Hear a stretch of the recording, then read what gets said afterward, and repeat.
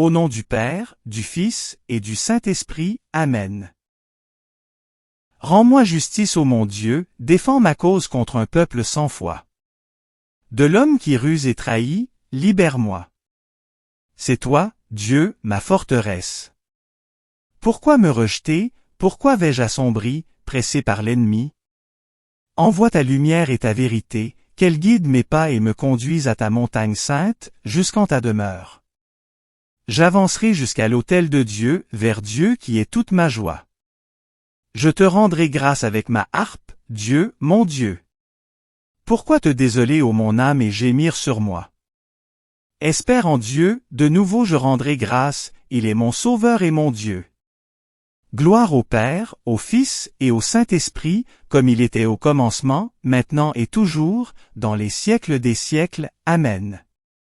Notre secours est dans le nom du Seigneur, il a fait le ciel et la terre. Soyez les bienvenus en cette célébration de la parole, en ce mercredi de la 20e semaine du temps ordinaire. Aujourd'hui, la parole de Dieu nous rappelle que le Seigneur est le véritable pasteur de son peuple et que sa bonté ne se mesure pas selon nos mérites, mais selon la générosité de son cœur. Avant d'accueillir cette parole qui vient nous rejoindre et nous convertir, reconnaissons humblement que nous avons besoin de la miséricorde de Dieu. Dans le silence de notre cœur, demandons-lui pardon pour nos manquements et préparons-nous à célébrer dignement ses saints mystères. Je confesse à Dieu Tout-Puissant, je reconnais devant vous, frères et sœurs, que j'ai péché, en pensée, en parole, par action et par omission. C'est ma faute, c'est ma faute. C'est ma très grande faute. C'est pourquoi je supplie la bienheureuse Vierge Marie, les anges et tous les saints, et vous aussi, frères et sœurs, de prier pour moi le Seigneur notre Dieu. Dieu, tournez-vous vers nous et donnez-nous la vie. Votre peuple se réjouira en vous. Montrez-nous, Seigneur, votre miséricorde. Accordez-nous votre salut. Seigneur, exaucez ma prière. Que mon appel parvienne jusqu'à vous. J'ai vu un homme qui siégeait sur un trône élevé. La multitude des anges l'adore en chantant d'une seule voix, voici celui dont l'empire a un nom éternel. Seigneur, ayez pitié, Seigneur, ayez pitié, Seigneur, ayez pitié. Ô Christ, ayez pitié, ô Christ, ayez pitié, ô Christ, ayez pitié. Seigneur, ayez pitié, Seigneur, ayez pitié, Seigneur, ayez pitié. Prions. Aux appels de ton peuple en prière, réponds, Seigneur, en ta tendresse. Donne à chacun la claire vision de ce qu'il doit faire et la force de l'accomplir, par Jésus le Christ notre Seigneur, qui vit et règne avec toi et le Saint-Esprit, Dieu, pour les siècles des siècles. Amen. Du livre du prophète Ézéchiel. La parole du Seigneur me fut adressée. Fils d'homme, prophétise contre les bergers d'Israël, prophétise. Tu leur diras, ainsi parle le Seigneur Dieu, quel malheur pour les bergers d'Israël qui sont bergers pour eux-mêmes. N'est-ce pas pour les brebis qu'ils sont bergers? Vous, au contraire, vous buvez leur lait, vous vous êtes habillés avec leur laine, vous égorgez les brebis grasses, vous n'êtes pas bergers pour le troupeau. Vous n'avez pas rendu des forces à la brebis chétive, soigné celle qui était malade, pansé celle qui était blessée. Vous n'avez pas ramené la brebis égarée, cherché celle qui était perdue. Mais vous les avez gouvernées avec violence et dureté. Elles se sont dispersées, faute de bergers, pour devenir la proie de toutes les bêtes sauvages. Mon troupeau s'égare sur toutes les montagnes et toutes les collines élevées, mes brebis sont dispersées dans tout le pays, personne ne les cherche, personne ne part à leur recherche. C'est pourquoi, bergers, écoutez la parole du Seigneur, par ma vie, oracle du Seigneur Dieu, puisque mon troupeau est mis au pillage et devient la proie des bêtes sauvages, faute de bergers, parce que mes bergers ne s'occupent pas de mon troupeau, parce qu'ils sont bergers pour eux-mêmes au lieu de l'être pour mon troupeau, eh bien, bergers, écoutez la parole du Seigneur, ainsi parle le Seigneur Dieu, me voici contre les bergers. Je m'occuperai de mon troupeau à leur place, je les empêcherai de le faire paître, et ainsi ils ne seront plus mes bergers, j'arracherai mes brebis de leur bouche et elles ne seront plus leur proie. Car ainsi parle le Seigneur Dieu, voici que moi-même, je m'occuperai de mes brebis, et je veillerai sur elles. Parole du Seigneur, nous rendons grâce à Dieu. Le Seigneur est mon berger, rien ne saurait me manquer. Le Seigneur est mon berger, je ne manque de rien. Sur des prés d'herbes fraîches, il me fait reposer. Le Seigneur est mon berger, rien ne saurait me manquer. Il me mène vers les eaux tranquilles et me fait revivre, il me conduit par le juste chemin pour l'honneur de son nom. Le Seigneur est mon berger, rien ne saurait me manquer. Si je traverse les ravins de la mort, je ne crains aucun mal, car tu es avec moi, ton bâton me guide et me rassure. Le Seigneur est mon berger, rien ne saurait me manquer. Tu prépares la table pour moi devant mes ennemis. Tu répands le parfum sur ma tête, ma coupe est débordante.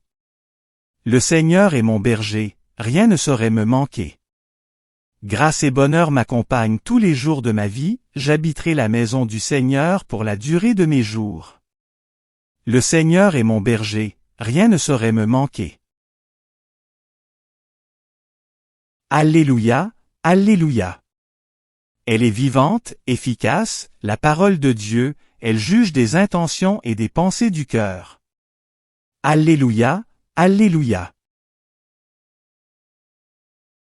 Évangile de Jésus-Christ selon saint Matthieu, gloire à toi Seigneur. En ce temps-là, Jésus disait à ses disciples cette parabole, « Le royaume des cieux est comparable au maître d'un domaine qui sortit dès le matin afin d'embaucher des ouvriers pour sa vigne. Il se mit d'accord avec eux sur le salaire de la journée, un denier, c'est-à-dire une pièce d'argent, et il les envoya à sa vigne. Sorti vers 9 heures, il en vit d'autres qui étaient là, sur la place, sans rien faire. Et à ceux-là, il dit, « Allez à ma vigne, vous aussi, et je vous donnerai ce qui est juste. » Ils y allèrent. Il sortit de nouveau vers midi, puis vers 3 heures, et fit de même. Vers 5 heures, il sortit encore, en trouva d'autres qui étaient là et leur dit, « Pourquoi êtes-vous restés là, toute la journée, sans rien faire? » Ils lui répondirent, « Parce que personne ne nous a embauchés. » Il leur dit, « Allez à ma vigne, vous aussi. » Le soir venu, le maître de la vigne dit à son intendant, « Appelle les ouvriers et distribue le salaire, en commençant par les derniers pour finir par les premiers. » Ceux qui avaient commencé à 5 heures s'avancèrent et reçurent chacun une pièce d'un denier. Quand vint le tour des premiers, ils pensaient recevoir davantage, mais ils reçurent, eux aussi, chacun une pièce d'un denier. En la recevant, ils récriminaient contre le maître du domaine. Ceux-là, les derniers venus, n'ont fait qu'1 heure, et tu les traites à l'égal de nous, qui avons enduré le poids du jour et de la chaleur. Mais le maître répondit à l'un d'entre eux, « Mon ami, je ne suis pas injuste envers toi. N'as-tu pas été d'accord avec moi pour un denier? Prends ce qui te revient, et va-t'en. Je veux donner au dernier venu autant qu'à toi, n'ai-je pas le droit de faire ce que je veux de mes biens? Ou alors ton regard est-il mauvais parce que moi, je suis bon? C'est ainsi que les derniers seront premiers, et les premiers seront derniers. » Acclamons la parole de Dieu, louange à toi Seigneur Jésus. La parole de Dieu que nous venons d'entendre nous parle de responsabilité, de service et de bonté. Le prophète Ézéchiel dénonce des bergers qui ont oublié leur mission, tandis que Jésus nous présente un maître qui sort sans cesse à la rencontre des ouvriers pour les appeler dans sa vigne.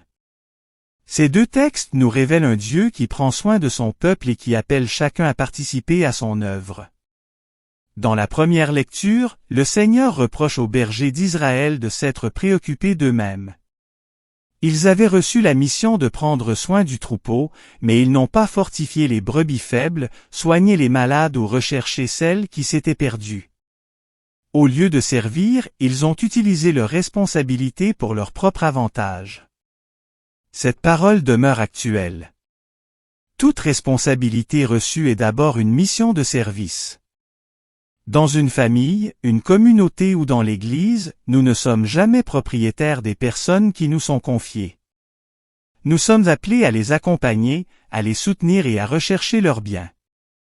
Il est facile de vouloir être reconnu, écouté ou remercié.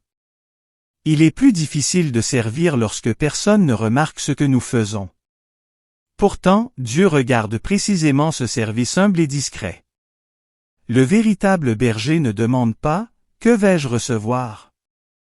Il demande « Comment puis-je prendre soin de ceux que Dieu m'a confiés ?»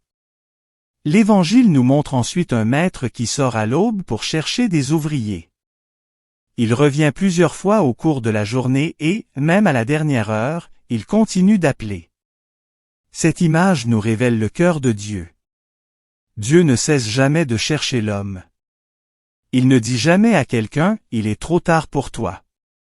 Certains découvrent la foi dès leur enfance. D'autres la découvrent beaucoup plus tard. Certains ont toujours été proches de Dieu, tandis que d'autres reviennent après une longue période d'éloignement. Mais le Seigneur adresse à tous la même invitation, « Allez, vous aussi, à ma vigne ». Quelle espérance pour nous! Notre passé ne constitue pas une barrière pour la grâce de Dieu. Même après des années d'éloignement, le Seigneur peut encore nous appeler. Même après des erreurs, il peut encore nous confier une mission. Mais la parabole devient plus difficile lorsque ceux qui ont travaillé toute la journée voient ceux qui sont arrivés à la dernière heure recevoir le même salaire. Ils se comparent. Ils regardent ce que les autres reçoivent et oublient la bonté du Maître. Nous pouvons parfois leur ressembler. Nous pouvons penser, j'ai servi depuis longtemps. J'ai fait des sacrifices. Pourquoi celui qui revient maintenant reçoit-il autant de miséricorde? Jésus nous répond, vas-tu regarder avec un œil mauvais parce que moi, je suis bon? Cette parole nous invite à purifier notre regard. La grâce de Dieu n'est pas une récompense que nous pouvons revendiquer. Elle est un don. Lorsque Dieu fait miséricorde à quelqu'un, il ne nous enlève rien. Au contraire, lorsqu'une personne revient vers Dieu, nous devrions nous réjouir. Sa conversion est une victoire de la grâce. Le danger est de transformer notre fidélité en comparaison. Nous pouvons finir par croire que notre service nous donne des droits sur Dieu. Mais personne ne peut dire, le Seigneur me doit son amour parce que j'ai travaillé davantage. Tout est grâce. Notre capacité à servir est une grâce. Notre fidélité est une grâce. Notre persévérance est une grâce. Même notre désir de revenir vers Dieu est déjà une grâce. C'est pourquoi l'humilité est indispensable au service chrétien. Nous ne sommes pas les propriétaires de la vigne. Nous sommes des ouvriers appelés par le Maître. Cette vérité rejoint directement la première lecture. Les mauvais bergers avaient oublié qu'ils étaient au service du troupeau. Ils avaient transformé leur mission en recherche de leur propre intérêt. Jésus nous montre au contraire un maître qui pense à ceux qui sont encore dehors. Il y a aujourd'hui encore des personnes qui attendent sur la place. Certaines sont éloignées de l'Église. D'autres ont été blessées. D'autres encore pensent qu'elles ne sont plus dignes de revenir vers Dieu. Peut-être leur manque-t-il simplement quelqu'un pour leur dire « Venez, vous aussi ». Nous sommes appelés à devenir cette voix qui accueille, encourage et ouvre un chemin. L'Église ne peut pas être un lieu où l'on se demande qui mérite d'entrer. Elle doit être une communauté où celui qui revient découvre la miséricorde du Père. Cela demande de changer notre regard. Au lieu de nous demander pourquoi Dieu fait du bien à telle personne, apprenons à rendre grâce parce qu'il l'a retrouvée. Au lieu de juger celui qui arrive tard, souvenons-nous que nous-mêmes avons besoin chaque jour de la miséricorde de Dieu. La parabole nous enseigne aussi que personne n'est inutile dans la vigne du Seigneur. Celui qui arrive tôt a sa place. Celui qui arrive tard a aussi sa place. L'essentiel n'est pas de comparer la durée de notre service, mais de répondre à l'appel que Dieu nous adresse aujourd'hui. Peut-être avons-nous reçu cet appel depuis longtemps. Peut-être le découvrons-nous seulement maintenant. Peu importe, le Seigneur nous dit encore « Allez, vous aussi, à ma vigne ». Il nous demande de servir avec joie, sans regarder constamment ce que font les autres. Frères et sœurs, la parole de Dieu nous invite aujourd'hui à devenir des serviteurs selon le cœur du Seigneur. Que notre responsabilité ne devienne jamais une recherche de pouvoir. Que notre fidélité ne devienne jamais une occasion de juger les autres. Que notre service ne devienne jamais un motif de comparaison. Demandons au Seigneur un cœur capable de se réjouir lorsque quelqu'un revient vers lui. Demandons-lui de nous apprendre à accueillir ceux qui se sentent éloignés et à rechercher ceux qui sont perdus. Le Seigneur continue de sortir à notre rencontre.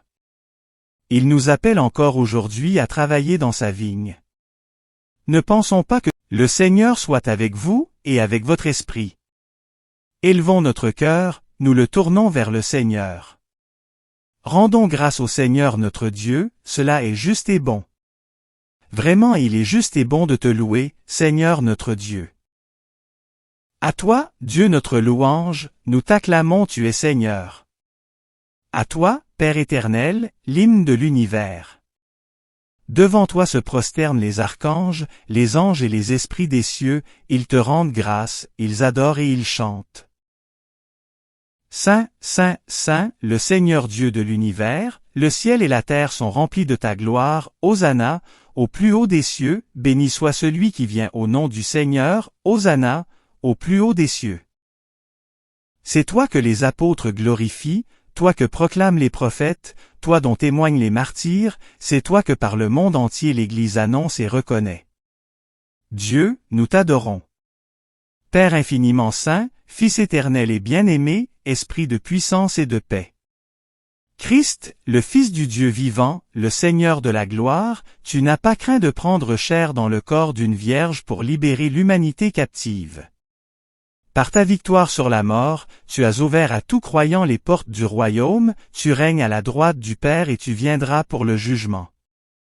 Montre-toi le défenseur et l'ami des hommes sauvés par ton sang, prends-les avec Saint Charles Borromée, Saint Carlo Acutis et tous les saints, dans ta joie et dans ta lumière.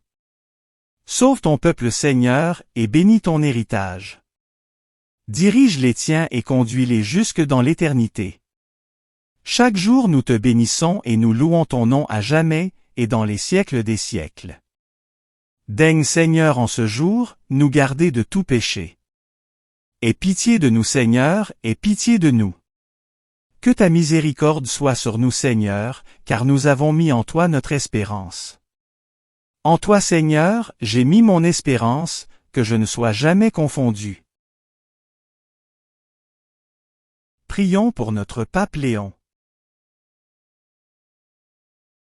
Prions pour tous les évêques, les prêtres et les diacres.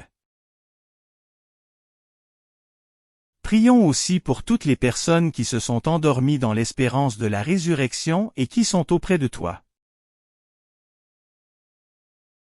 Comme le Christ nous a enseigné, et selon son commandement, nous osons dire. Notre Père, qui es aux cieux, que ton nom soit sanctifié, que ton règne vienne, que ta volonté soit faite sur la terre comme au ciel. Donne-nous aujourd'hui notre pain de ce jour, pardonne-nous nos offenses comme nous pardonnons aussi à ceux qui nous ont offensés. Ne nous laisse pas entrer en tentation, mais délivre-nous du mal. Amen. Prions. Seigneur notre Dieu, merci pour ta parole qui nous rappelle que tu es le bon pasteur, attentif à chacun de tes enfants, et que ta bonté dépasse toute mesure. Apprends-nous à accueillir avec confiance tes appels, à travailler fidèlement à ta vigne et à nous réjouir de ta grâce accordée à tous, par Jésus, le Christ, notre Seigneur. Amen. Le Seigneur soit avec vous, et avec votre esprit. Que le Seigneur vous protège et vous garde, qu'il fasse briller sur vous son visage, qu'il vous prenne en grâce et vous donne sa paix. Et que Dieu Tout-Puissant vous bénisse, le Père, le Fils et le Saint-Esprit. Amen. Commencement de l'Évangile, selon saint Jean, gloire à toi Seigneur. Au commencement était le Verbe, et le Verbe était auprès de Dieu. Et le Verbe était Dieu. Il était au commencement, auprès de Dieu. C'est par lui que tout est venu à l'existence. Et rien de ce qui s'est fait ne s'est fait sans lui. En lui était la vie, et la vie était la lumière des hommes. La lumière brille dans les ténèbres et les ténèbres ne l'ont pas arrêtée. Il y eut un homme envoyé par Dieu. Son nom était Jean. Il est venu comme témoin, pour rendre témoignage à la lumière, afin que tous croient par lui. Cet homme n'était pas la lumière, mais il était là pour rendre témoignage à la lumière. Le Verbe était la vraie lumière, qui éclaire tout homme, en venant dans le monde. Il était dans le monde, et le monde était venu par lui, à l'existence. Mais le monde ne l'a pas reconnu. Il est venu chez lui, et les siens ne l'ont pas reçu. Mais à tous ceux qui l'ont reçu, il a donné de pouvoir devenir enfants de Dieu, eux, qui croient en son nom. Ils ne sont pas nés du sang, ni d'une volonté charnelle, ni d'une volonté d'homme. Ils sont nés de Dieu. Et le Verbe s'est fait chair. Il a habité parmi nous. Et nous avons vu sa gloire, la gloire qu'il tient de son Père, comme Fils unique, plein de grâce et de vérité. Suivant la belle tradition de l'Église, récitons ensemble les prières léonines, demandant l'intercession de la bienheureuse Vierge Marie et la protection de Saint Michel Archange, afin que la lumière du Christ ressuscité triomphe toujours du mal.